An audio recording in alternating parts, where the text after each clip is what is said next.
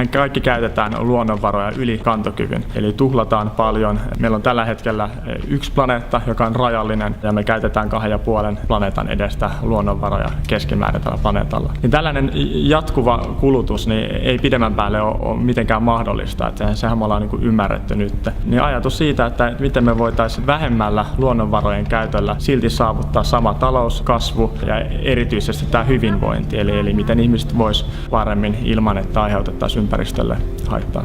Kiertotalous on tällainen uusi talouden paradigma, eli uusi ajattelumalli taloudesta. Sen sijaan, että louhitaan luonnonvaroja maasta, käytetään niitä, niin syntyy paljon hukkaa, käytetään ehkä vain kerran, ja sitten loppujen lopuksi materiaalit ja luonnonvarat päätyy kaatopaikalle, niin pyritään pitämään materiaalit kierrossa mahdollisimman pitkään taloudessa ja luomaan mahdollisimman paljon arvoa siitä materiaalista uudelleen käyttämällä, hyödyntämällä digitaalisia teknologioita ja uusia liiketoimintamalleja.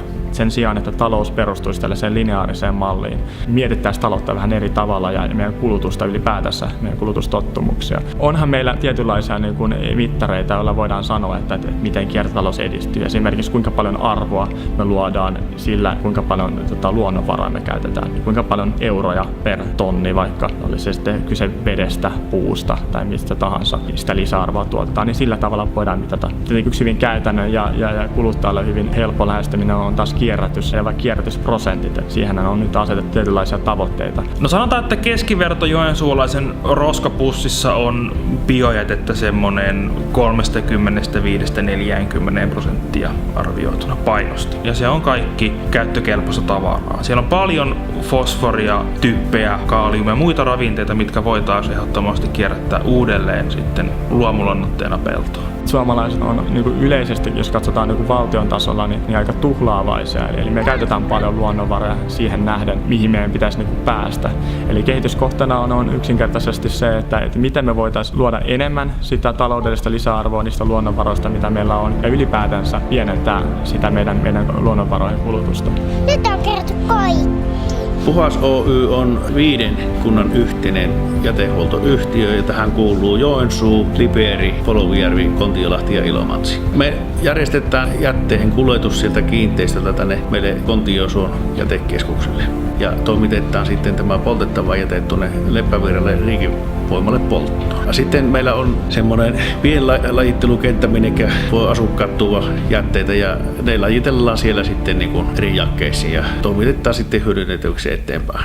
Poltettava jätehän on pääsääntöisesti semmoista pitkälti muovia ja kaikkea tämmöistä, mikä voidaan polttaa. Niin se toimitetaan sinne riikivoimalle ja sitähän saadaan sitten niin kuin kaukolämpöä ja sähköä tehtyä. Biojätettä tullaan myös. Se toimitetaan sitten täältä Kitteille biokympille ja siellä tehdään siitä biokaasua ja sähköä ja kaukolämpöä. Muitakin jakkeita niin hyödynnetään. Esimerkiksi sitten rakennuspuuta tulee aika paljon, niin ne murskataan ja toimitetaan poltettavaksi sitten.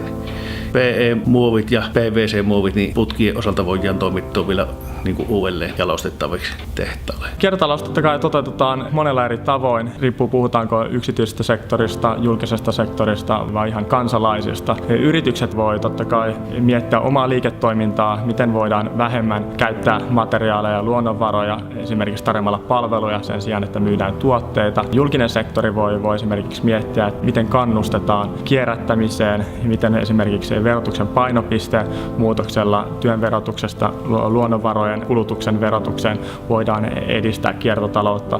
Ja sitten ne yksittäiset ihmiset pystyvät omassa arkielämässään miettimään, että mikä on tarpeellinen, tarvitseeko kaikkia omistaa esimerkiksi, mitä kaikkea tavaraa tarvitsee kotona. Että nykyään on trendin omasta myös sekin, että halutaan vähemmän tavaraa ja enemmän niitä kokemuksia ja sitä hyvää oloa. 2016 vuoden loppuun tuli tämä kaatopaikan penkkaamiskielto, että meillä ei saa enää laittaa tuonne kaatopaikkapenkkaan kuin semmoisia jakkeita, missä nämä hiilipitoisuudet on niin kuin sallitussa rajoissa. Eli käytännössä sinne penkkaan ei tällä hetkellä mene kuin eristevillaa ja asbestia.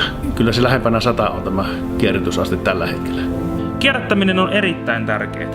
Se on se, millä me päästään materiaalitehokkaaseen yhteiskuntaan. Se on tärkeää sen takia, että me voidaan säästää sinne neitseellisiä raaka-aineita, me voidaan säästää siinä mahdollisesti myös hyvin paljon energiaa ja vettä. Kaikista niistä meillä rupeaa olemaan pulaa, ainakin tulevaisuudessa.